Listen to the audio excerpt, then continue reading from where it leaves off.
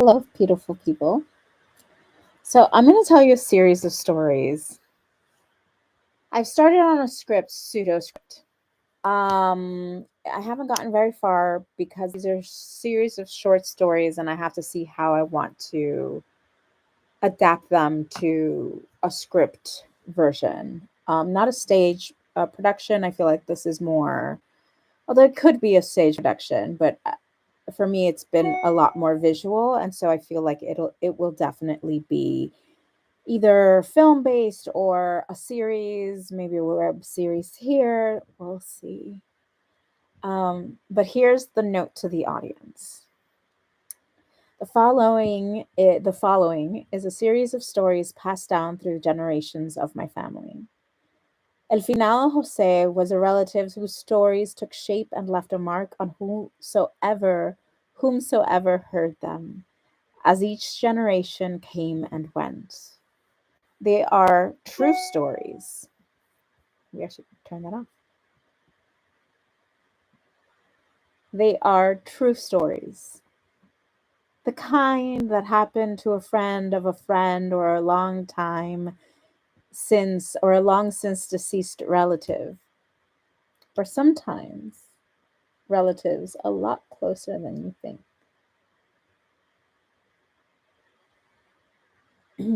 These stories are not American by nature. Stories told on well lit highways, homes with neighbors all around. Instead, these stories were rural in nature, experienced by generations of family members, adding to the archives of old Finalo Jose or Dead Jose. These stories are meant to be told on long, desolate nights on roads lit only by the light of the moon, preferably when you're lost and the younger children are huddled in the back of the car trying to outscare each other. The eldest always asks the youngest one, "Have you heard of the stories of El Finado Jose?" This was such a story. In the wilds of Venezuela, where the jungle leads to desolate roads and wide plains, where the sound of some strange animal in the throes of death is not unheard of, there are stories passed down throughout time immemorial. And then the script begins. Mm. But I'm going to tell you the series of stories, of short stories, and I still don't know how I'm going to kind of form them into the script. It's sort of like baking, right? Like you just kind of weave them in bit by bit. So the first story, and this is just all off the cuff, so and then I listen back to it and it helps me kind of form ideas and how I am going to fold it in sort of like into the dough of the script, right? I love that metaphor of like baking as writing or writing as baking. So the first story is the story of Sayona. La Sayona was a beautiful, beautiful woman. And this is like one of the deepest stories of our folklore. It goes all the way back even to pre-colonial times. But the most modern version of the story is as follows. La Sayona was one of the most beautiful women in her town. People, men from all over came to ask her hand in marriage. She was so beautiful, much like Venezuelan women in general. And so men would come, men with money, they would come and ask for her hand in marriage. In some tellings of the story, she is an indigenous woman. In other stories, she is a criolla, which is a Spanish, uh, Venezuelan born of Spaniard blood. But no matter what version of the story you know that La Sayona story ends up in bloodshed. So La Sayona, her beauty was so talked about that it arrived to the ears of a young, the son of of a landowner. And this young man came to the city, came to this town, and he was from the city. And it was love at first sight. She was so in love with him. And so he asked for her hand in marriage. He asked for her hand in marriage to her parents. They agreed and they got married and they lived very happily for quite a long time. She had children. And then one day, as she was bathing in the river, because of her beauty, men tended to have like this obsessive relationship to her, this obsessiveness to the idea of her. And as she was bathing in the in the river one day, one of these men who had asked for her hand in marriage but had never, like, she had said no and had instead married her husband, she he hid behind some shrubbery. And she, out of the corner of her eye, she saw this man come out of this come out of the shrubbery, and she was wholeheartedly upset. How dare you? Mind you, this was during colonial times, so this was very, very unheard of. Um, and so she, she screams at him, "What are you doing? What's going on?" Like, absolutely not. And he was so taken aback that he had gotten caught that he says, "No, no, you don't understand, miss. The thing is that I came to warn you." And so he starts kind of weaving this tale about this alleged affair between her husband and her mother. And the story he told her, a part of a story that I had forgotten, was that this young woman was very, very jealous. She had a tendency towards jealousy, like many a young woman. And so when this man told her that her husband and her mom were having an affair, she saw red. She left the, she told him to leave. She put on her clothes really quickly. She left the area and she went in a blind rage towards her home. Now, during this time, um, there's different versions of this story. So some versions of his story say that she went home and she unalived her children. And then when her husband was coming back from work, she unalived him. And then she went to her mom's home and killed her unalived her with an axe. And as her mother was in the throes of her last breaths on this earth, she cursed her daughter to wander her whole life without any rest. Now, there are other stories that say that, in fact, that her husband was having an affair with her mother.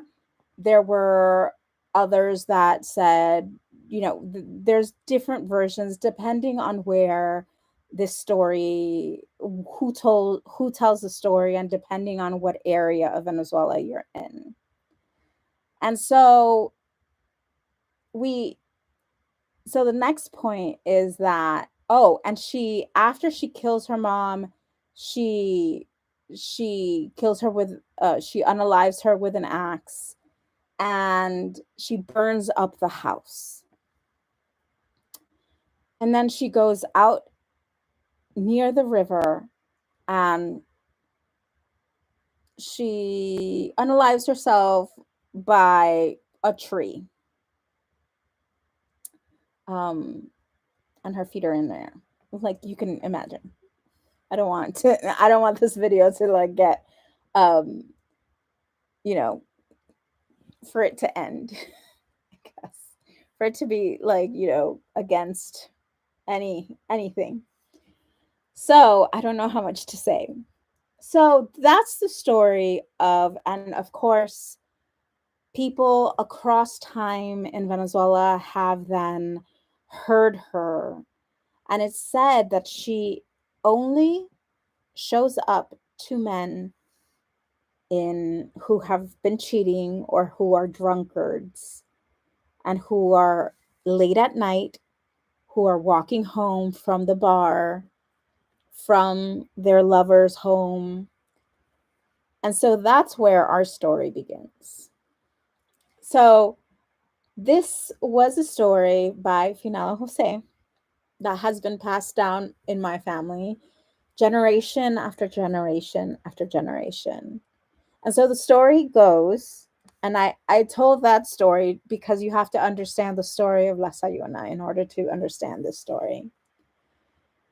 So El Finado Jose was this man who absolutely loved life. He loved women, he loved drink, he loved dance. And so after work, he would always end up at some bar somewhere, and he would be there for hours on end, drinking and laughing and enjoying his life, and having affairs with God knows whose wife. And he was also a married man. And so it was one of these days when he was at his local bar, and it gets around to be like 3 in the morning, and he's like drinking and drinking, and he's like, no, I have to go home. I don't remember why, but he had to go home at 3 in the morning because Venezuelan bars close in the morning. So he had to go. But the thing is, with like, this was not the capital, right? Caracas, which was a well lit city. No, he lived in the outskirts, right? In the plains of Venezuela. And so this man, who was some far off relative, um, he ended up having to walk, right? From this bar to his home in the neighboring town. Now, this was very normal for him because back in the day, it was dark, but they were used to it, right? Like, it's not like the city where there's a ton of light. Like, it's a dark, desolate walk towards your house. And there are many, many things that can be seen, that can be heard, wild animals, among other things. So Finado Jose was walking home, and in the distance he sees a young woman. And he goes like, wow, she's got a great, figure. And so as he's walking, she turns around and she smiles, and he catches up, right? And he goes like, hey, hi, like, is there any way that I can walk you home? And she's like, yeah, my house is right off the next route. And so they're walking down this desolate road. And he's trashed. He's had so much to drink. This man could hold his weight in liquor. And so they're walking, and he's trying to romance her. And she has this gorgeous long black hair. Plenty of Venezuelan women have long, luscious black hair, which is what makes me think that she was actually indigenous. And so they're walking, and he like starts noticing out of the corner of his eye. I mean, they're chatting, and the thing is that he was like a super chatty person. He was like, he had a great personality. He could talk your ear off. So eventually he started noticing that he was the only one that was talking, but he was like, he was convinced that he wanted to get this lady, you know. And so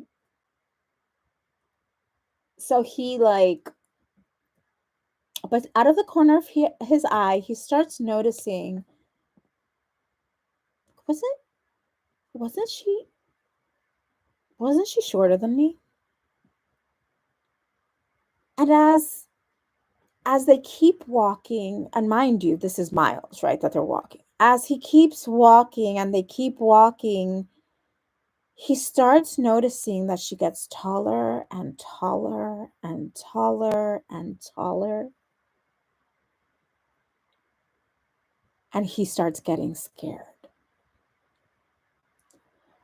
And he, at some point, he goes to say something. And that's the moment when she turns her face towards him. And he sees like these long, long, like fang like, uh, you know, long fang like teeth.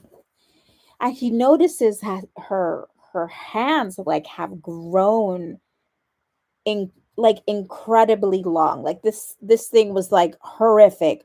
She had these long, long, like fang like teeth. Her eyes were sunken in. Her like she had lost that beauty, obviously, and like it was almost like it was like her skin was like pasted to her skeleton with these long, long nails. And she, at that point, had probably reached up to around 9 feet. And my uncle screams like a little girl. Well, he's not my uncle, but like my great uncle, right? He's like a million times removed. So this great uncle, he screams and he like starts running into the the jungle, and he feels that she's right, like that she's close. Eventually he like trips on something, or maybe no, actually no, that's another story, sorry. So this story, the moment that she turns to him and he sees those fangs and those nails, he passes out. And he doesn't wake up until like somebody finds him the next morning. Like he passed out, he like knocked out. And he tells his story to the local bar keep a few days later, because he hadn't come back to the bar. Um and he tells them this story, and they're like, yeah, that's La Sayona. We know, we've heard many stories about her. She kind of tends to hang around with like men that are cheaters. And that is El Finado Jose's story on how he met La Sayona. Now, El Finado Jose has many, many stories, but now I'm going to jump to a story that happened to my mother. And I think this is how I'm going to kind of put the stories together in the script. I don't think I'm going to go linearly, because really, if I were to go linearly, it would go through all of Final Jose's stories, and then I would go into like the family stories. But I think what I'm going to do is that I'm gonna choose one, and then I'm gonna do it out of context, outside of a linear storyline. So the next story I'm going to tell is the story of, oh, I've already been here 20 minutes. The next story I'm going to tell is the story of, let me see, the Lady in White. So we have our own version of the Lady in White. So my mom used to be like this, she used to be a little troublemaker, and she would get her sisters into trouble a lot. She was highly curious, very intelligent, and as very highly curious and very intelligent little girls, they get themselves into a lot of trouble. And this is such a story. Now, every summer, my grandparents used to take the three girls, my mom and my two aunts, to my grandfather's family, and they had several houses, both in the interior of Venezuela, but also in Valencia. So there was my grandfather was originally from Valencia, which is a small town about 2 hours outside of Caracas. My mom, her aunts, and my grandparents lived in Caracas. I don't know why I said it like that. Caracas. And so this was such a time. So they were visiting an aunt, a sister, something along those lines. And the way this house was set up was that there was it was like a large house with acres of of land. And then not too far away from that house was a cemetery. And the way these old colonial houses were is that, much like Mexican colonial homes, like they were really Spanish based, like colonial homes.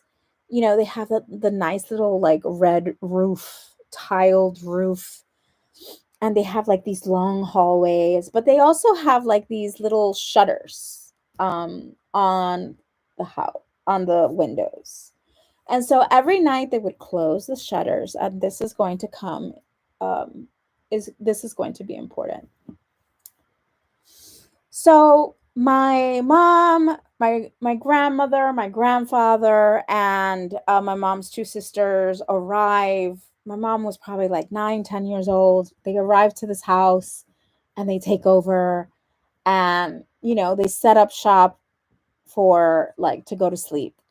And it's like the excitement of having arrived, and after a long trip from the capital, and so like they set up and they go to sleep. They put the three girls in the same room, and then they gave my grandparents another room, and they have dinner, and they all go to sleep. Later that night, the story goes that my mom starts hearing a series of wails, like this deep, very intensive wail, like this wail of grief. And the sound it would make your heart stop. That's the kind of sound that my mom started hearing. And so she was asleep, and this wail wakes her up. And she stops and she listens, and the wail continues to go and continues to go. And she like tries to wake up her sisters, but they're like dead asleep. And she goes and checks through the slats. So again, these old colonial homes had like these shutters. And so at night, these shutters would be shut, and there would be like these little slats that you could look out off into the distance. And And my mom sees this figure of a woman dressed all in white off in the distance, right around where the cemetery was. And I still get chills. And so she could see this figure walking through the the cemetery, and all she could hear was this wail, and she was looking through these little slats like, a little girl. And she tried to get her sisters up, right? But they were like, they were not having it. They were like, oh, leave me alone. So the next morning, my grandmother overhears my mom telling the story to her two sisters. And she's like, that's like, as they say, invento de los muchachos. Stories of, children's stories. Like, kids are making stuff up. The kids are making stuff up. And my grandmother was like one of those, like, really, salt of the earth women. Like, she was like tough as nails. Till the last day on this earth, she was, steel. She was made out of steel. And so we so she just doesn't think anything of it. And so I believe she makes a mention to her sister-in-law. She mentions this to her sister-in-law, like, oh, these kids, like, look what they're saying, yada yada. And her sister-in-law goes white, and she says, no, you have to stop her from doing that. Like, bad things have happened to kids that have tried to stay up, or people in general, to anyone who's tried to, like, look at her at night. And she says, like, it's like it steals her soul. You can't ever look at the lady in white. So this was a story that was very well known, and in that town of these whales. And apparently in that town, strange things had happened to people who had looked upon her, or who had tried to um, kind of look for her. Mind you, during this conversation that my grandmother had overheard, it was my mom making a plan to, like, stay up and look and like see the lady again, because she was like, no, I saw her, she was in white, we have to, and so she was kind of like forcing her sisters to, like, stay up with her, even though they were very scared. And so the point being that my grandmother ends up, like, they end up, like, sealing the slats. um they end up, like, doing everything so my mother could not look at this lady again. But throughout the whole summer, my mom heard that, the lady in white's um wail. And that's the story. Okay, let's see. What's the next story? The next story that I want to tell,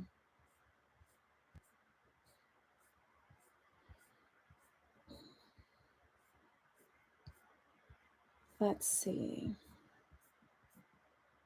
Sorry, I'm, like, trying to, I wish there was, like, a pause that I could, like, pause it, but, like, there's no pausing this.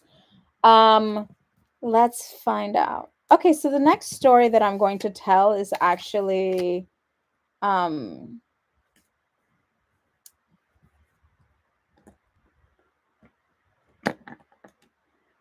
I was born. When I was little. I was not when I was born. Okay. So This is actually like this made me scared. When I was little, this would scare me a lot. Because it was something that had happened when I was very little. So this is a story of when my parents had a home. Um, this is a this is a story of like when my parents had a home in the center of the city of Caracas, um, behind a cemetery. So my parents had just moved in to this apartment. I don't really remember what the reason was that they were moving into this apartment, but they were moving into this apartment behind a cemetery. And it was a really nice place. It was a big house. And the way this apartment was set up was that you had the front entrance, right? And then you had um first came the room that was my brother's, and then you would go straight, and then my parents' room was to the right down that hallway. And then there was the rest of the house. It wasn't important. And I will tell you why. So as soon as my mom moved in, strange things started happening in that house. Um, one of the first nights, and I was like a baby. One of the first nights, um, my mom was woken up in the middle of the night around 2 in the morning by like angry voices. Like an argument between two people. And so she's in bed because she was woken up from like a deep sleep. She's in bed thinking like that must be my dad. He came early and caught my brother. I don't want to say any names. My brother playing games until like, his Nintendo or whatever. Dating myself. Nintendo or like whatever that is, like PlayStation, right? Until late at night. And so he's getting right. He's like that's why they're arguing. And so she waits and she waits and she waits for my dad to come into the room, but he never does. And so she gets up and she looks down the hallway and all the lights are off. Nothing is out of place. She walks down to my brother's bedroom. She opens the door and he's fast asleep. And she goes like, "That's so strange." And so she goes back to bed and she waits until my dad gets home. And my dad, he was a chef, so he like would come home at ends of the night, at odd hours of the night. And so he comes home and she was like, "Weren't you here earlier?" And he's like, "No, I was working." And she tells him what happened, and he's like, "That must have been outside. My dad has always been and will always be a non-believer." So he didn't believe it was anything nefarious or like spirit related.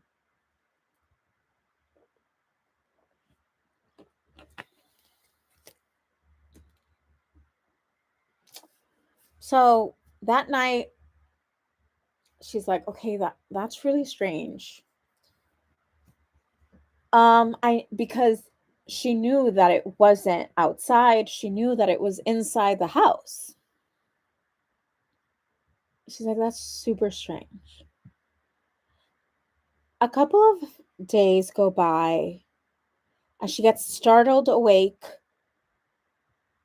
by, like, those cowboy boots? They have the little, like, those old school cowboy boots. And this is where, like, it, like, again, um, those old cowboy boots that had the little, like, rings, and you could go, like, but when the person steps, you could hear the. It's called espuelas. I don't know what they're called. Give me a second. Let me find out.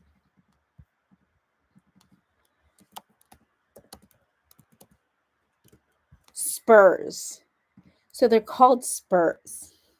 Like the boots with spurs. She heard, like, angry, like somebody, like, with anger. Like somebody was, like, walking through the hallway with anger. And my mom got scared, and she's like, I'm not going out there. And she hears it, and then she hears a loud bang. And that's it.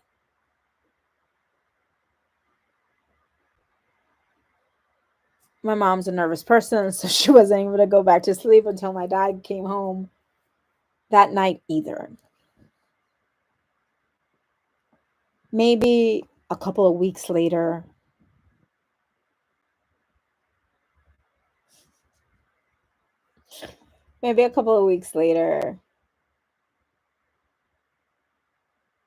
hold on. Let me see how I remember the story. I think that was like the larger event. And she would, throughout the weeks that went by, she would hear, like, whispers, right? All these whispers that were happening in the house, late in the dead of night. But the one thing that really scared her was, you know,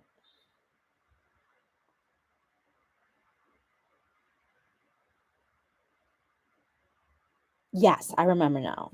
I was trying to, like, get to two of these things, like, separate. So one night she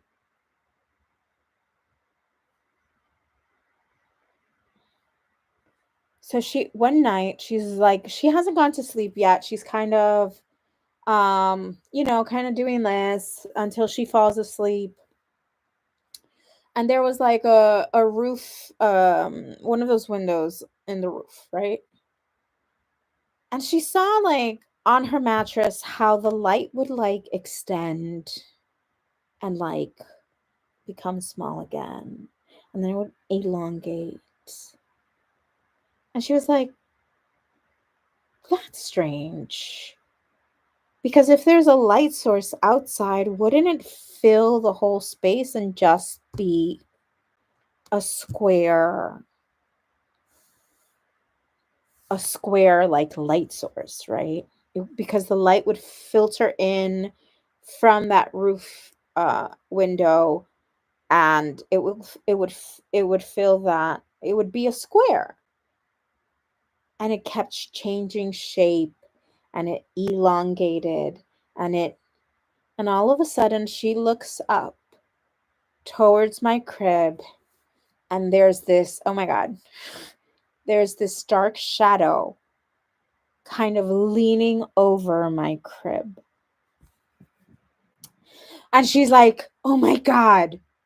And the moment she says that, it's like a like this dark, dank, like, it, like, goes, it sounds stupid, but it does go poof. Like, it goes, like, it disappears, and she could smell, like, the smell of, um I saw something. It's fucking creepy. Of sulfur. And so she saw this, she smelled this sulfur, and freaking myself out. So she smells the sulfur, and then what happens? Oh, after that happens, she hears those angry like spurs, the boots with the spurs, like somebody like stomping out, and they like a door slamming. And so she tells my dad, "Oh my God, you will not believe." Once my dad arrived, you will not believe what happened. He's like, "You're making it like that's just your imagination. I'm sure it was nothing." Whatever. The next day, she talks to my aunt, who has a very religious friend. So she's a very she has a friend who's like very faithful. Um, she's like God worshiping, all of that. And she goes to church every Sunday kind of thing. And she was always like praying and kind of blessing people, right? And so my mom tells her sister, my aunt, and my aunt tells this lady, like this is happening. And so the lady tells her, she's like, you need to baptize her immediately. At least like bless her with water until you're able to baptize her. And these are things that like, that are, in within like the belief systems of like Venezuelan people, right? Like it's a Catholic country. So um and so she makes like and she's like take I believe she said a scissor. Um Take a scissor and put it in the form of a cross. And then she also gave her, I believe, it was like, from Palm Friday. I don't know if that's a thing. She gave her a little palm to put at the top um of my crib. A few weeks go by, and my mom's dead asleep. My crib is still right next to her bed, the bassinet. And she like wakes up from like a start, and she looks up and she sees the same figure moving over my crib. And it's almost like she says, like when she saw it, it's almost like she saw it see the cross on the crib, and it like let out this like strange wail. And again, like it went like it like disappeared, and it filled the room with this smell of sulfur. And it was like you could tell it was angry. The stomps were like super loud. She says that it reverberated throughout the whole house, and you could hear it. And it was leaving, and the door slammed. And that was the last night my mom spent in that house. My mom grabbed me, grabbed my brother, grabbed some things, and she waited outside for my dad until like 3 in the morning. When he came home. And she says she never stepped into that house again. She never went back. She literally, that was the last day. And that was the story of the house with, I don't even know. Nobody really found out what it was. But, according to them, it was because it was, that there was, it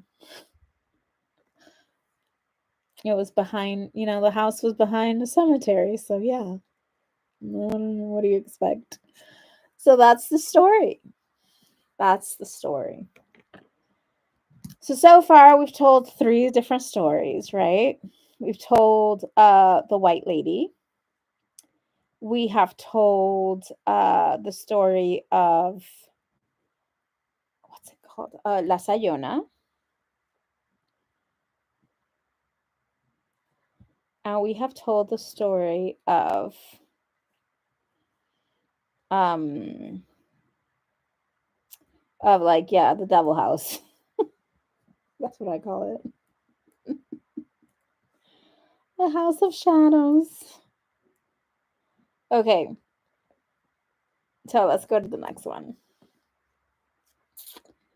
So this story is something actually that happened to me. So as you can see, like I'm taking it out of context, right? And like I said, I still don't know how I'm gonna put them all together. So the next story is when my mom and I moved into a new apartment.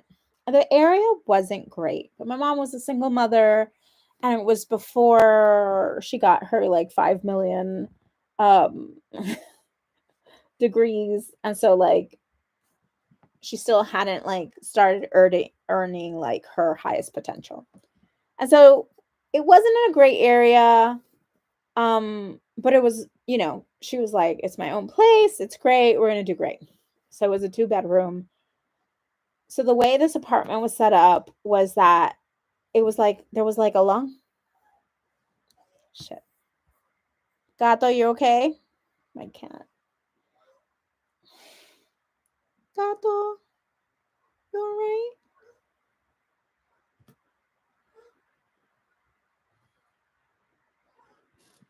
Okay, I gotta go.